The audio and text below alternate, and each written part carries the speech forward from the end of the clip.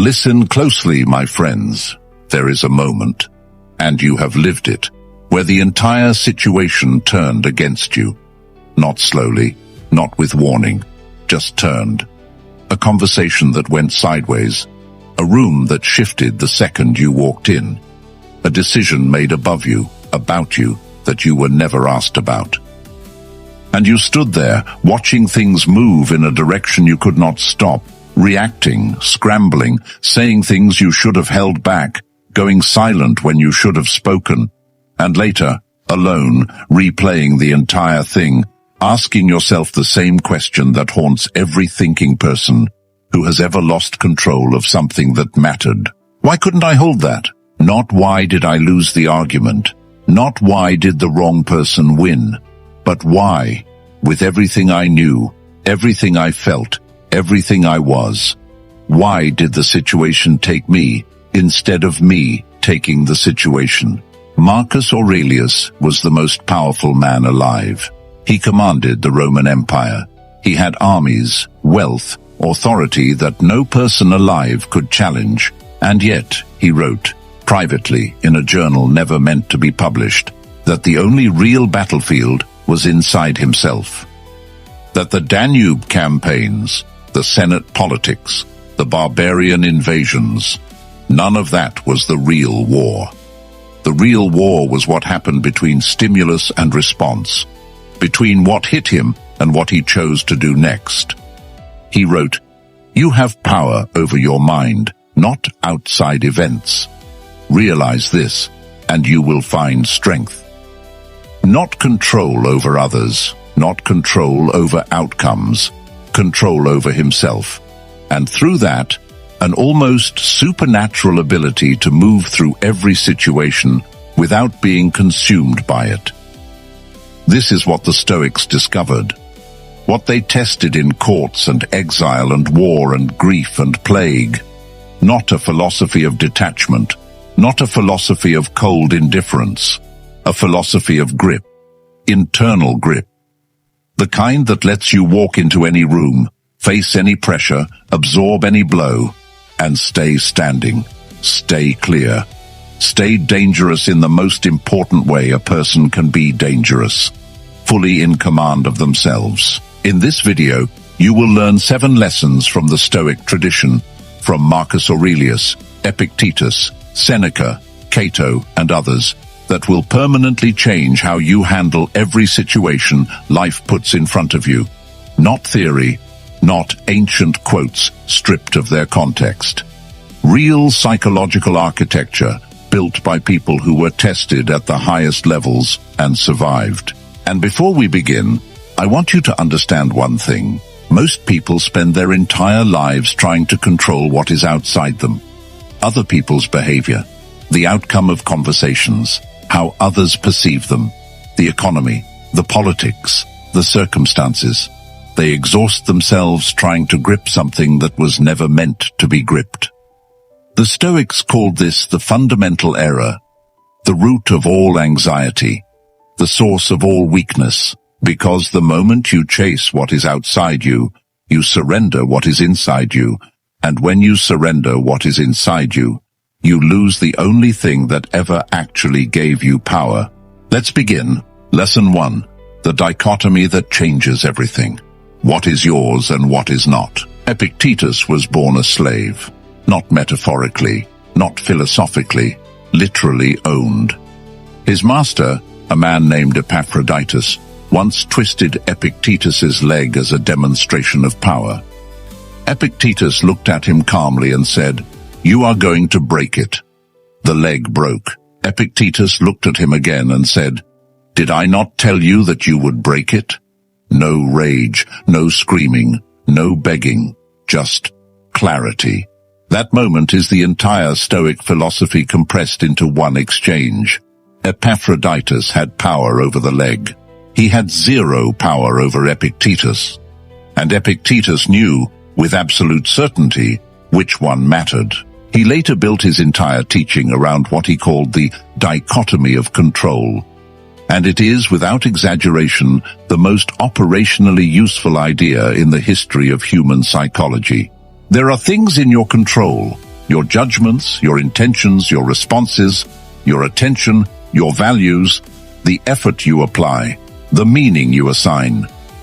There are things not in your control, other people's opinions, the economy, your reputation, the outcome of events, whether someone likes you, whether the plan works, what other people decide to do.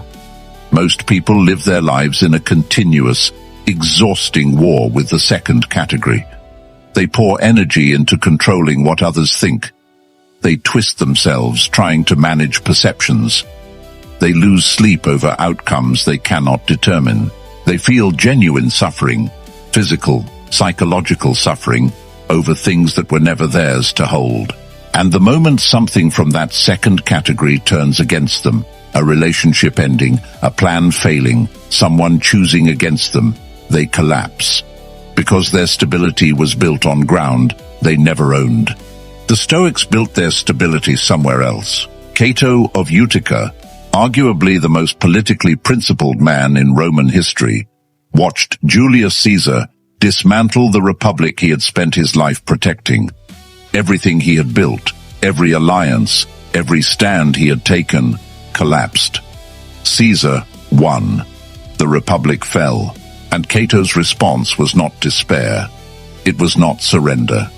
He spent his last evening reading Plato's Phaedo, a dialogue about the immortality of the soul, and then acted with absolute dignity, because the only thing Caesar never took from him was his own mind.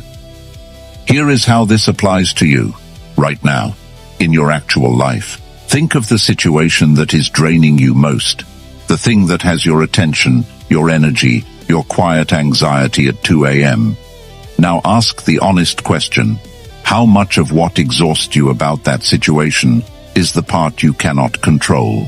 The answer, for most people, is almost all of it. The Stoic reorientation is not passive. It is not resignation. It is strategic. When you stop spending energy on the uncontrollable, that energy does not disappear. It redirects. It goes into the only place where it can actually produce an outcome. Your response, your preparation, your approach, your internal state. And when your internal state is the thing you have mastered, situations that destroy other people become situations you simply walk through. Lesson 2. The pause that produces power. In 161 AD, Marcus Aurelius became emperor of Rome against his own wishes. He had spent his adult life studying philosophy, preferring books to power. And then, overnight, he was handed the most demanding position in the ancient world, and immediately faced a massive military crisis on the northern frontier. What would have destroyed most leaders was what Marcus Aurelius had spent 20 years training for. He wrote in his private journals, the Meditations, something that modern neuroscience has now confirmed with clinical precision. Between stimulus and response, there is a space. In that space is our power to choose our response. In our response lies our growth and our freedom. This is not a metaphor. It is a neurological reality. When something happens, an insult, a setback, a threat, a provocation, your amygdala fires within 100 milliseconds. Your body prepares for fight or flight before your conscious mind has even registered the event. You feel the surge, the heat, the tightening, and the untrained person, which is most people, immediately acts from that surge. They respond, they react, they speak before they have chosen to speak, and the situation takes them. The Stoics built a practice around the pause. Marcus called it anachresis, the space of reflection before action. Seneca called it the moment of premeditatio, deliberate consideration. Epictetus drilled it into his students as the single most important mental habit they could develop. And here is why it changes everything in a practical, immediate sense. Viktor Frankl, not a Stoic, but a man who proved Stoic philosophy under conditions no philosopher ever faced, survived Nazi concentration camps by discovering the same principle. In Man's Search for Meaning, he wrote about the guards who tortured, the starvation, the absolute removal of all external freedom.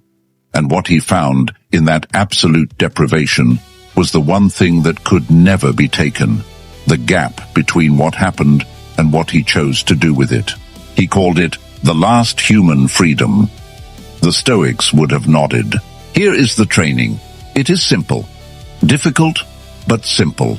The next time something hits you, a piece of news, a confrontation, a failure, a betrayal, and you feel the surge rise in your chest, you practice one thing. You name what is happening. Not out loud, internally. This is my amygdala firing. This is my threat response activating.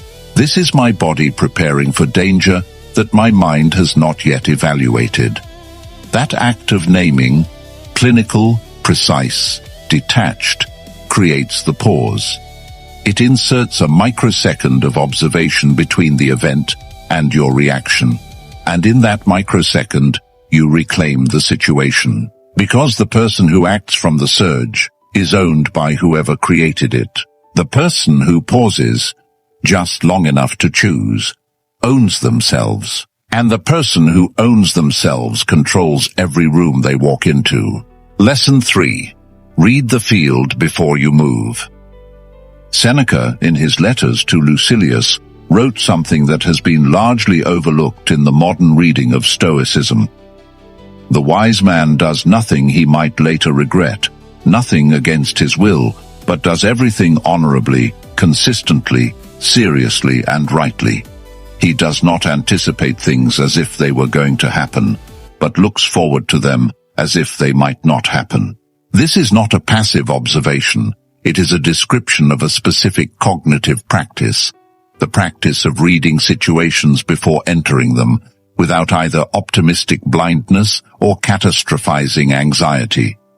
The Stoics called this prosoche, attention to the present moment, to what is actually happening, as opposed to what you fear might happen or hope will happen. It is the discipline of seeing clearly. And seeing clearly is rarer than people realize. Most people do not see situations as they are. They see them filtered through their emotional needs, their desire to be liked, their fear of conflict, their hope that things are better than they appear, their assumption that the other person's motivations resemble their own. General Vo Nguyen Giap, the Vietnamese military strategist who defeated both France and the United States, was once asked what single characteristic separated winning generals from losing ones. His answer was not firepower, not logistics, not numerical advantage. He said, accurate perception of the situation you are actually in, not the situation you wish you were in. This is a Stoic answer. Giap had never read Seneca, but he had arrived at the same principle through lived combat. The reason most people lose control of situations is not lack of strength. It is not lack of intelligence. It is inaccurate perception. Seeing what they want to see or what they fear to see instead of what is actually there. Here is how the Stoics trained this. They called it memento mori, not as morbid contemplation, but as a reality anchor.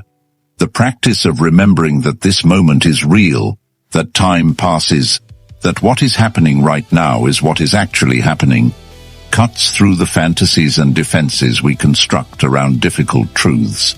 The practical application. Before every significant situation, a difficult conversation, a negotiation, a confrontation, a decision, spend 2 minutes asking 3 questions. What is actually happening here, stripped of what I want to be happening? What do I know about the people involved, not what do I assume? What are the real constraints, not the ones I imagine? That 3-question inventory, practiced consistently, builds what the Stoics called phronesis, practical wisdom, the ability to perceive reality accurately and respond accordingly, not the ability to control outcomes, the ability to engage with what is real rather than shadowboxing with your own projections. The person who sees the room as it actually is always has an advantage over the person who sees the room as they wish it were. Lesson 4. Make your emotions informative, not operative. Here is the most common misunderstanding of Stoicism, and it is worth confronting directly because it has led millions of people to misapply this philosophy in ways that actually damage them. Stoicism is not about eliminating emotions. The Stoics did not teach emotional suppression. They did not advise becoming a stone. Marcus Aurelius grieved deeply when his children died. He lost several. Seneca wept when his closest friend passed. Epictetus felt fury at injustice. These were not failures of Stoic practice. They were proof that Stoicism was built for human beings, not machines. What the Stoics taught was a specific relationship with emotion, not elimination, transformation, from emotion as operator to emotion as informant. This distinction is everything. When emotion is operative, it runs you. Your anger makes your decisions. Your fear sets your boundaries. Your desire determines your direction. You are not choosing your responses. Your emotional state is choosing them for you. And the person in the room who understands that your anger is making your decisions has just found your lever. When emotion is informative, it serves you. Your anger tells you that something important has been violated, and then you decide what to do about it.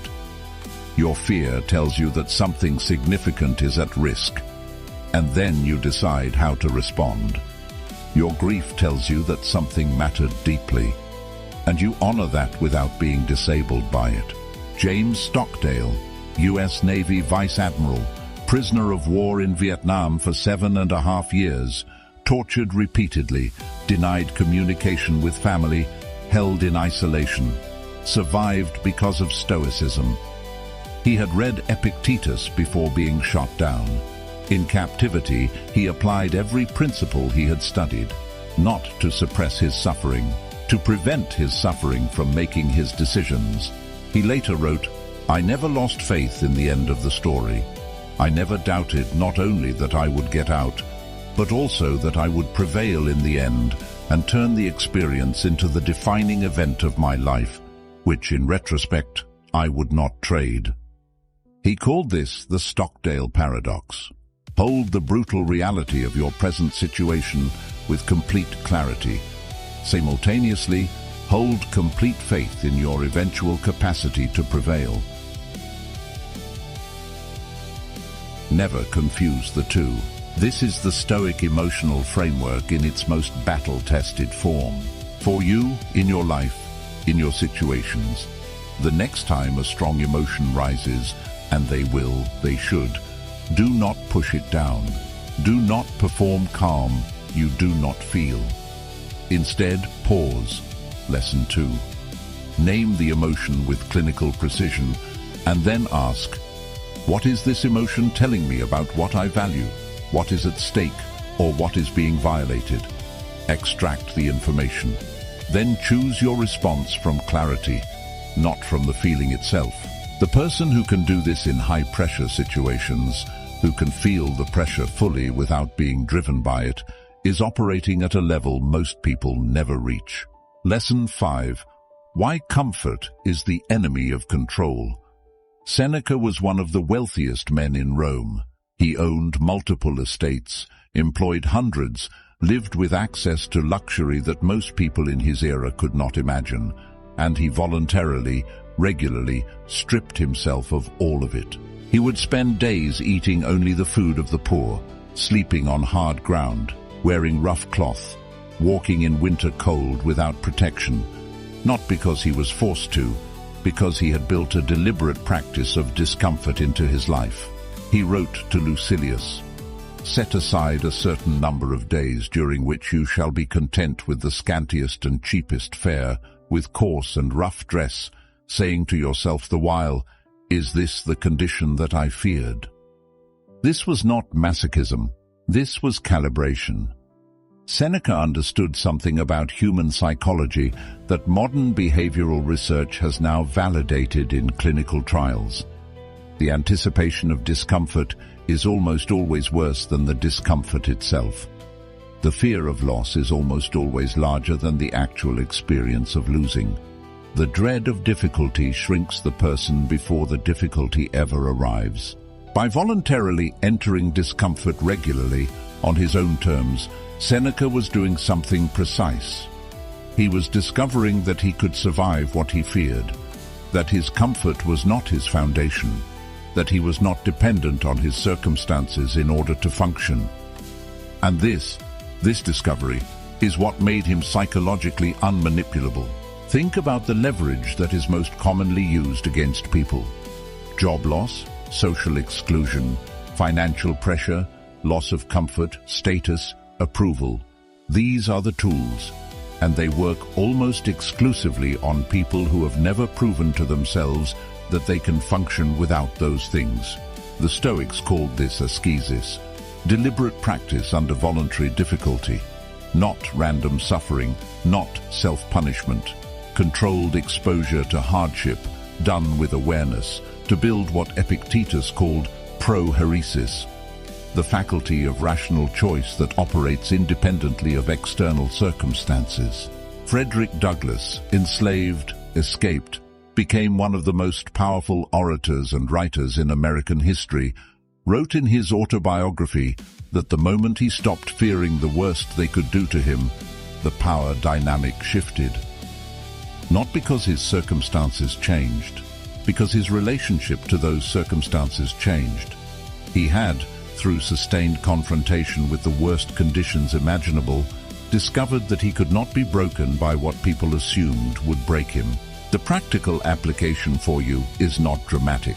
You do not need to sleep on floors or fast for days, though you can. The practice is smaller and more consistent. Deliberately choose the harder option in low-stakes situations. Take the cold shower. Have the uncomfortable conversation you have been postponing. Sit with boredom instead of reaching for stimulation. Go without something you rely on for a defined period. Each small act of voluntary discomfort is a message you send to your own nervous system. The message is, I am not controlled by my comfort. And the person who is not controlled by their comfort cannot be controlled by threats to it. Lesson 6. Speak less than necessary. Zeno of Citium, the founder of Stoicism, was known among his contemporaries for something unusual in a philosopher: extraordinary brevity. His students recorded that he would sometimes teach for an entire session through a single sentence, followed by silence. When asked why he spoke so little, he reportedly answered, I have 2 ears and 1 mouth. I intend to use them in proportion. But Zeno's silence was not shyness. It was not insecurity. It was not the silence of someone who had nothing to say.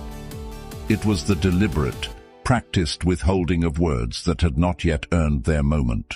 Marcus Aurelius wrote, If someone is able to show me that what I think or do is not right, I will happily change, for I seek the truth, by which no one was ever truly harmed. It is the person who continues in his self-deception and ignorance who is harmed. He was a man open to correction, but only from those who had demonstrated enough substance to correct him, not from those who were simply loud.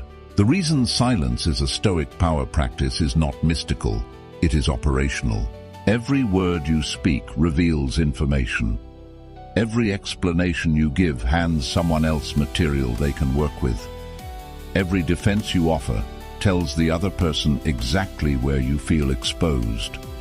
And in any situation where the dynamic is not yet settled, where power is being established, where trust has not been confirmed, where the other person's intentions are not yet clear, speaking too much is not communication. It is surrender. Observe what happens in negotiations, in difficult conversations, in confrontational situations, when one person goes quiet and the other person keeps talking. The talker, almost without exception, begins to reveal things they did not plan to reveal. They fill the silence with qualifications, with nervous additions, with slight changes to their position. They explain more than necessary, and in explaining more, they show the shape of their anxiety. The silent person collects, then decides what, if anything, to return. Thomas à Kempis wrote in the imitation of Christ, a text Marcus Aurelius would have recognized philosophically. Rest from inordinate desire of knowledge, for therein is found much distraction and deceit.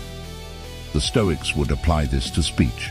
Rest from the inordinate desire to be understood immediately, to fill every silence, to explain yourself before the other person has formed a judgment.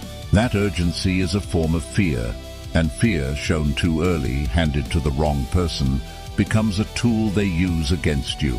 The discipline. The next time you are in a high-stakes conversation and you feel the impulse to speak, to explain, to justify, to smooth over the silence, pause instead. Let the silence exist. Not aggressively, not with visible discomfort. Just let it be.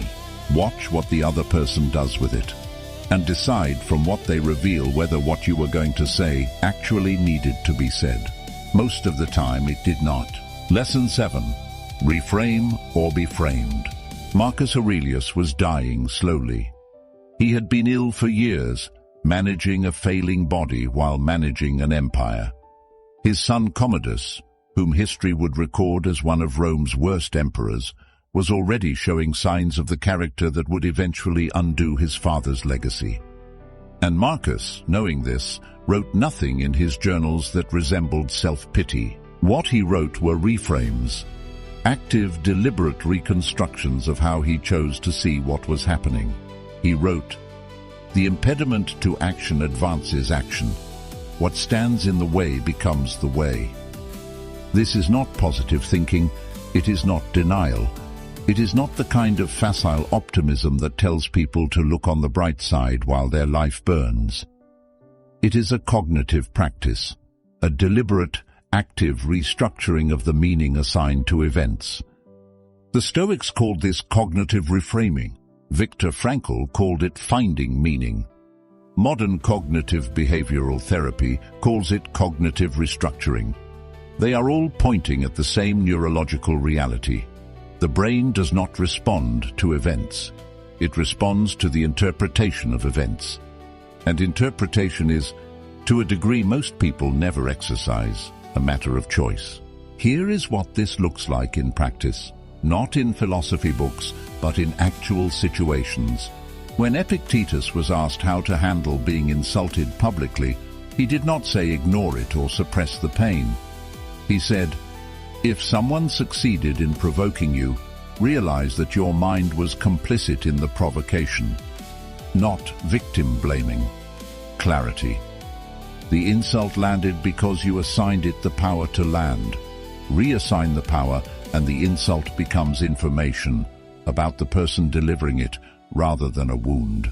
When Nelson Mandela walked out of 27 years of imprisonment and was asked how he could emerge without bitterness, he said that he had made a conscious decision during those years to understand what was happening to him without allowing it to define who he was.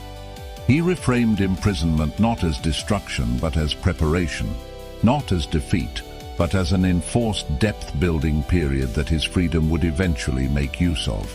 That reframe was not passive, it was not natural. It was constructed deliberately over years as a survival practice. For you, the situations that are currently costing you the most energy, are they costing you that energy because of what is objectively happening, or because of the story you are telling yourself about what is happening? This is not a rhetorical question. Sit with it. Because the moment you identify the story, the specific interpretation that is generating the most suffering, you have located the thing you actually have power over, not the situation, the meaning you have assigned to it. And meaning, unlike circumstance, is yours to adjust. The people who control situations are not the ones with the most power over others. They are the ones with the most power over themselves. Their reactions, their timing, their attention, their values, their response to hardship and loss and pressure and provocation. Marcus Aurelius had it all externally and built it internally. Epictetus had nothing externally and was freer than any emperor. Cato lost everything and kept everything that mattered. Stockdale was broken physically and was never broken in any way that counted. They are not mythological. They are possible. Every principle in this script is something human beings discovered through actual lived experience, which means every principle in this script is available to you. Not someday, now, in the next situation, in the next moment of pressure, in the next conversation where the temperature rises and you feel the pull toward reaction. You have a choice. You have always had a choice. The Stoics just made it impossible to pretend otherwise. Go build the mind that controls every situation.